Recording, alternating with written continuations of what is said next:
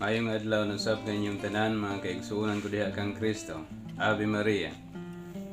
Karon magaisgot kita may tungod na usab sa kawaduon or krisis sa simbahan nga Katoliko. Sa ba kini nga krisis? Mao kini ang krisis nga gisagubang karon sa simbahan nga Katoliko. Naghatag naman unta ang mahal nga berhen og sulbad og solusyon sa maong krisis o maong nga problema sa simbahan nga Katoliko.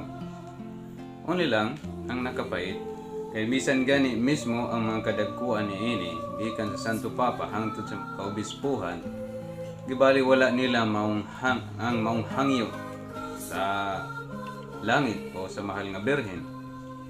Mapertira man untang sayuna kay sa hangyo sa mahal nga berhen. Unsa ba di ang tugon sa mahal nga berhen? Ang maong tugon o pahimangno mauntay bugtong susi uriyabi alang sa tunhay nga kalinaw sa tibuok kalibutan. Apan gibali wala lang sa mga pangulo niini. Naunta kung buot huna-hunaon ng maong tugon pertira mga sayo na unta ang himuon sa simbahan sa Santo Papa sa mga kaobispuhan. Mao kini ang tugon sa mahal nga berhen. Nga ang Santo Papa, ang Pope, kauban sa tanang nga mga obispo sa tibuok kalibutan nga i-consecrate ang nasod nga Russia ngadto sa putli nga kasing-kasing sa mahal nga berhen, ngadto sa putli nga kasing-kasing ni Maria through her Immaculate Heart. Apan wala kini buhata. I-specify og maayo sa mahal nga berhen nga only Russia, dili ang kalibutan. Unsa bay consecrate, unsa bay consecration? Ang consecration mao ang linain. Mao kini ang linain nga paghimo sa paghalad sa nasod nga Russia ngadto sa iyang Immaculate Heart, ngadto siyang putli nga kasing-kasing. Kung himuon kini adunay mahitabo nga kalinaw sa tibuok kalibutan, hinana ra gid unta kasayon or kasimple ang solusyon para sa kalinaw sa tibuok kalibutan. Ang consecration lang sa Russia, sa nasod nga Russia ngadto sa iyang Immaculate Heart. Aduna nay 7 ka Santo Papa ang miagi. Apan wala gihapon kini tumana, wala gyapon matuman ang hangyo sa langit o ang hangyo sa mahal nga berhen para unta sa kalinaw sa kalibutan. Ang una mao si Pope Pius XII. Sa 1942 nag-attempt siya sa consecration sa Russia. Apan ang kalibutan mao iyang i-consecrate, dili ang nasod nga Russia. Hangtod nga miabot na sab si Pope John 23rd.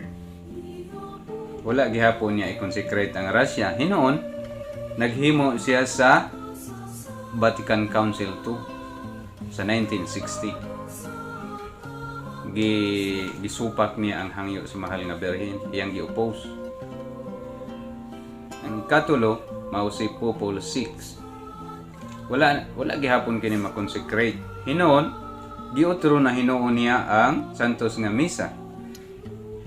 Instead nga katong daan nga extraordinary Mass, nga maong gitawag nga Tridentine Mass or ang Latin Mass, giotro niya kini ngadto sa vernacular. Unsa bay vernacular? Ngadto sa nagkalain-laing pinulungan nga misa nga ang pari magatubang na sa mga tao, dili na magatubang sa altar. Isgutan tagyapon ka na ang Santos nga Misa. Kaya maanindot kay ka na nga isgutan isip usa ka Katoliko. Ang ika-upat mao si Pope John Paul I. Nga pila ra to sa mga 30 plus ra man sa katong adlaw ang iyang pagka-pope, namatay siya. Tungod kay ang ingon niya na wala daw iyang ibulgar ang tanan na tinaguan sa Vatican, so namatay siya. ang ikalima mao si Pope John Paul II.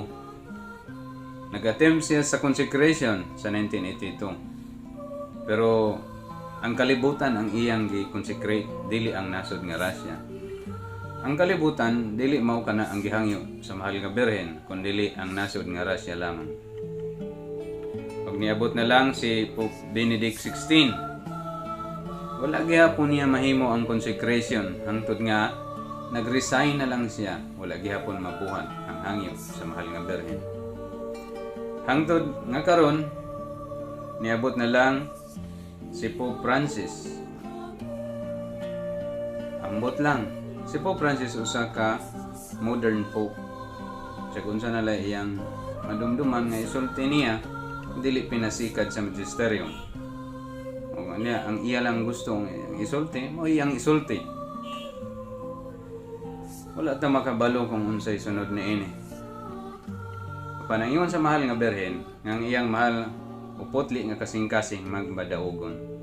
Makunay, mauragid ka na atong paglao.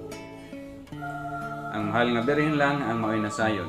Daghang kayong salamat sa inyong pagpaminaw o pagtanaw. Kung hinaot, nga kung wala ka pa ka-subscribe sa akong channel, palihog, subscribe, o kini na lang si Rico Rivera. Gayon ka ninyo. Salamat. Ave Maria.